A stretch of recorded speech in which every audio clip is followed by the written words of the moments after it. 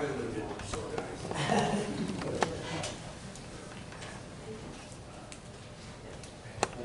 Let me do some introductions first. So thank you, Ted. I'm just going to stand. Can everybody hear me? Yes. Okay.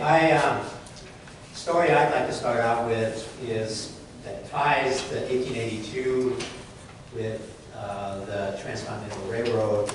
Is a couple of years ago, Ted Guen and I went up to New York City, hosted by Jack Chen in NYU, and he was working with two projects. One was the New York City Historic Society's exhibition called Inclusion Exclusion. And he was also working with Rick Burns, who was doing a documentary on the Chinese Exclusion Act, which I hope many of you saw. But what I recall is when the exhibition opened, the Inclusion Exclusion, there was a article in the New York Times with a headline, and I think this kind of captures the spirit of what we're talking about. The headline was, "You built the railroads, now go home." And that is kind of the part of the story of the Chinese American experience in this country. It also is a story of many immigrants here, and it's kind of being played out in the news today, in history and in the news, and I'm sure it's going to continue into the future. So I think that that's the important tie-in with 1882 and the building of the Transcontinental Railroad. So that's my little personal editorial to start off with.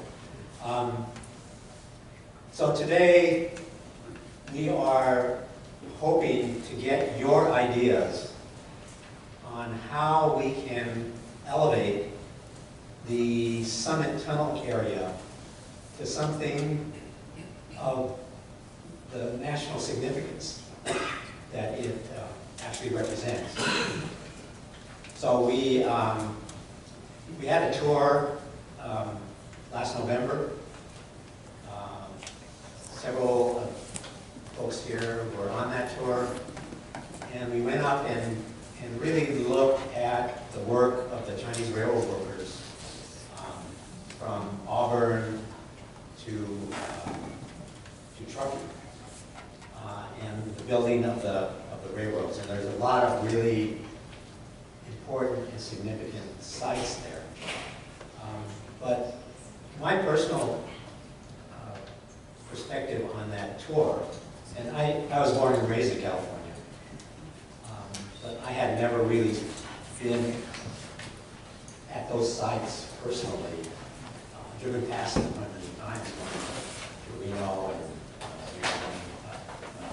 Tahoe skiing, but I never stopped and actually examined that. And I certainly have never been there. The tour was in November for some reason. I'm not sure why we decided. But luckily, there was no snow on the ground.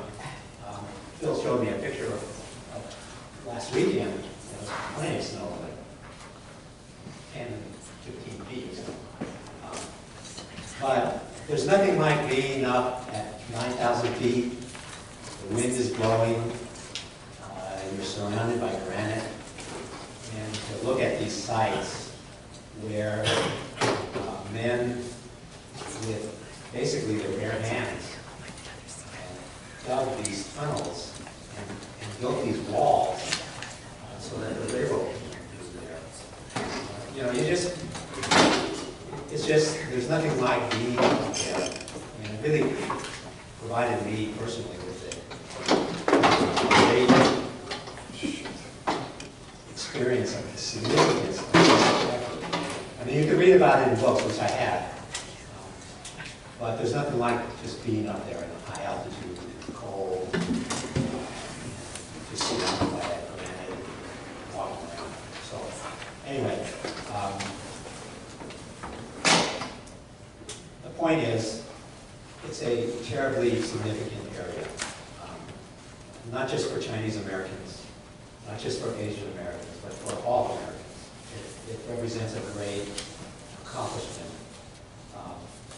We had a couple years ago, the Chinese railroad workers were inducted into the Labor Hall of Fame. And Secretary Perez was giving some remarks there.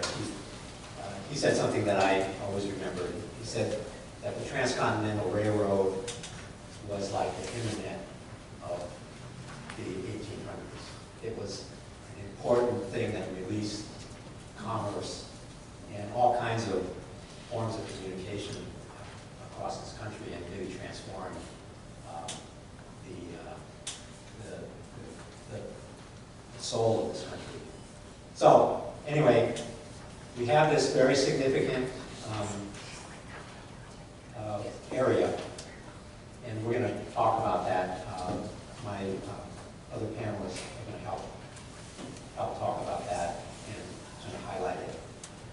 And we want to, at the end of this day, figure out what is it that we can do, what is it that we can work on in the next 6 weeks, in the next 6 months, in the next 6 years to elevate this area and to give it the recognition that it deserves. Now, I know that I don't know that much about this area, not as much as many of you do. And so we are kind of struggling with what is it we can do, and the answer really lies with the folks that are in this room. I mean, we don't know what we don't know, but you know what you know, and we're hoping that you will share that with us through this discussion. So it's really important that we have a discussion. We kind of have a format. We're going to talk about the tour and about the significance of the area. That's the first session. The second session, we're going to talk about maybe some options, national monuments, national trails, et cetera, et cetera. And the third thing is which is very important, is we're going to talk about resources that are available. So if we have a strategy, the strategy is no better than the resources that you have to implement the strategy. So third session is talking about resources. And then the fourth session is we're going to actually figure out what are our next steps. Where do we go from here? So, I know Terry, yeah, go ahead.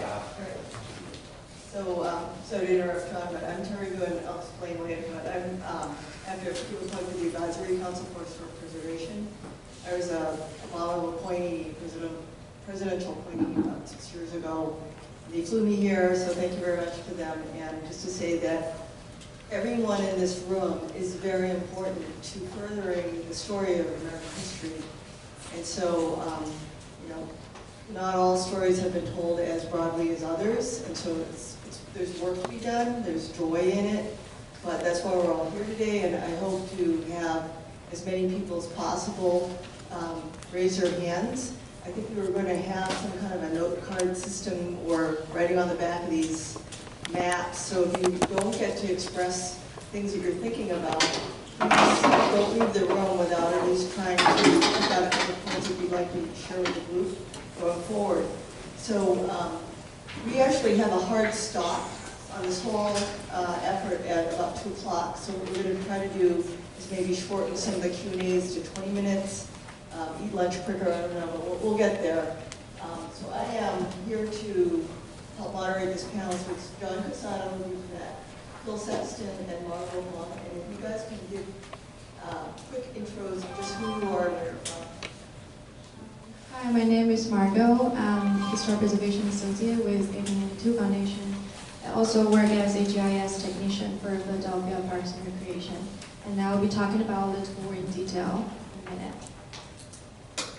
And I'm Phil Sexton. I'm currently with California State Parks as a sector superintendent of 4 state parks in Sacramento. including the state capitol and Sutter's Fort and the Leland Stanford Mansion and the State Indian Museum, only one of which has any connection with the railroad. But for 9 years, I was the deputy director of the California State Railroad Museum in Sacramento. And prior to that, I was with the USDA Forest Service, and I lived and worked about 7 miles west of Donner Pass as a cultural and historic interpreter. And so I guess I know the physical layout of the pass and the resources there as well as anybody. And for whatever reason, I have become kind of a D-list celebrity at speaking to a lot of historic groups about the incredible history of this pass. So I'm delighted to be here. And let me just add, Phil was a docent on this tour that I talked about. And Margot, it was the editor of this wonderful publication. I think there's copies out there about the tour and about the sites that we went to see. So please take a look at that. Okay, so I'm just going to repeat the desired outcome of the session is to explore strategies to better define, interpret, and preserve the Summit Tunnel area historic sites and decide on a critical next steps. So say maybe we could just focus on what are those elements of the Summit Tunnel area that you believe are the things that resound with you and your knowledge of the area. And in doing so, what are the key historic resources? Maybe you can pull up a couple. So I'm going to go with John, Phil, and Marco. So John, are you okay starting?